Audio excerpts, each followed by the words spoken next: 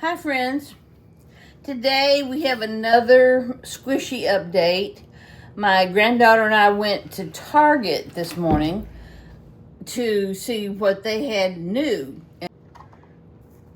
First we got the squeezy peach, and this is a huge one. This is what it looks like. It doesn't smell like peach, but it's cute. Okay.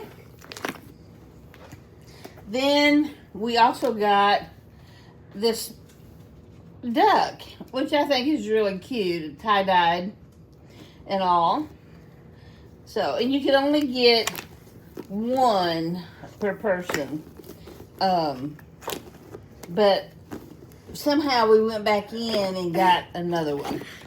And then the last one we got was the Nido Mellow Mallow.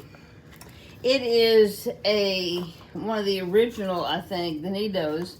And it also changes colors out in the sun.